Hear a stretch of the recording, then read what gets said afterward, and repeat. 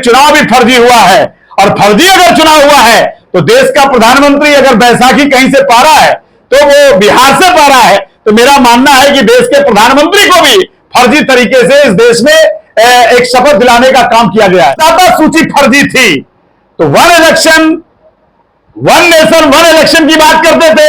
लगे हाथ देश के प्रधानमंत्री जी, चुनाव आयोग जी, जितना बिहार में सांसद के तो थे उनसे इस्तीफा लेकर के एक साथ चुनाव कराने।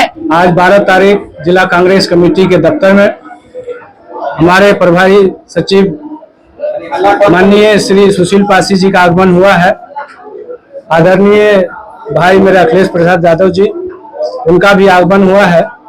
मुख्य उद्देश्य मुझे जो बताना है, जिनके लिए आए हमारे प्रभारी दोनों, कि राहुल गांधी जी का जो यात्रा है तो 26 तारीख को मॉर्निंग में 26 तारीख के मॉर्निंग सुबह जो है सुपौल से भूथी में हम लोग उनका स्वागत करेंगे। मधुबनी जिला का वहाँ पे बॉर्डर है और वहाँ से लोहिया चौक पर होते हुए हम लोग आगे के लिए हमारे प्रभारी जी विशेष रूप से बताएंगे।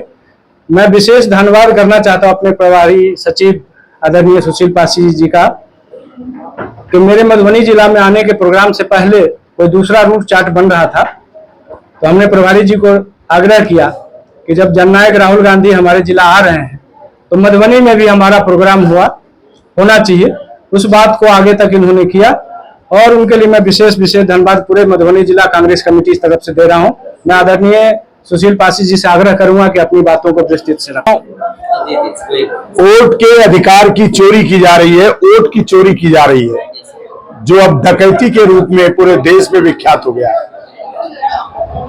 मोदी सरकार और चुनाव आयोग मिलकर के भारत के नागरिकों की जो मत देने का अधिकार, एक व्यक्ति को एक वोट देने का अधिकार हमारे महापुरुषों ने संविधान के द्वारा एक संवैधानिक अधिकार दिया, उसको लगातार चुनाव आयोग पूरे देश में चोरी कर रहा है। बिहार में भी चोरी कर रहा है, बिहार में भी चोरी पकड़ी जा रही है। और चुनाव आयोग हमारे जननायक राहुल गांधी जी से एफिडेविट मांगता है और मैं कांग्रेस का राष्ट्रीय सचिव सुशील पासी देश के चुनाव आयोग से और मोदी जी से हम एक एफिडेविट मांग रहे हैं। देश की जनता मांग रही है तो आप जनता के बीच में आइए और कहिए, एफिडेविट दीजिए कि देश की जो मतदाता सूची बनाई गई है उसमें कोई चोरी नहीं की गई है, निष्पक्ष है, पारदर्शी है हिम्मत तो मीडिया के सामने आके कहिए, है हिम्मत तो चुनाव आयोग को चाहिए कि जनता के बीच में एक विश्वास के साथ खड़े होकर के आपको एफिडेविट देना चाहिए। लेकिन जब जननायक राहुल गांधी जी ने पूरे साक्ष्य के साथ इस देश के सामने रखा तो चुनाव आयोग में एक कानून है कि जो मत जब वोटर लिस्ट बनती है तो 30 दिन का ही समय होता है और 30 दिन के अंदर आप दावा आपत्ति का जो शेड्यूल होता है उसके तहत ही जो है प्रक्रिया होती है। सवाल तकनीकी का नहीं है, सवाल विश्वास का है, भरोसे का है, जो चुनाव आयोग ने तोड़ने का काम किया है। हम सिर्फ इतना कहना चाहते हैं और इसीलिए जननायक राहुल गांधी जी 17 तारीख को सासाराम से वोट अधिकार यात्रा लेकर निकल चुके हैं और वहां से जब चलेंगे तो मधुबनी के लोग भी हजारों की संख्या में 26 तारीख को आपके इस मधुबनी की धरती में उस यात्रा का स्वागत करेंगे और फिर यह यात्रा मधुबनी से जाकर दरभंगा चली जाएगी और दरभंगा से होते हुए पूरे उत्तरी बिहार में यात्रा करते हुए इस यात्रा का समापन पटना में होगा। ये वोट अधिकार बचाने के लिए, मताधिकार बचाने के लिए, वोट अधिकार को सुरक्षित रखने के लिए ये वोट अधिकार यात्रा निकाली जा रही है।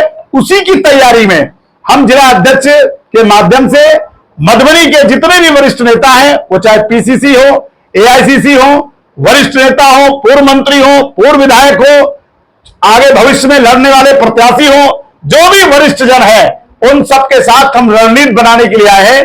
हमारे बीच में अखिलेश जी हैं जो यहाँ के ऑब्जर्वर हैं, इन सब के साथ पूर्व जिला अध्यक्ष हमारे मनोज मिश्रा जी हैं। ऐसे सभी नेताओं के साथ मिलकर के हम लोग रणनीति बनाने आए हैं रणनीति बना करके आगे की जो भविष्य की रूपरेखा होगी वो मधुबनी के जिला अध्यक्ष के माध्यम से आपको प्राप्त होगी।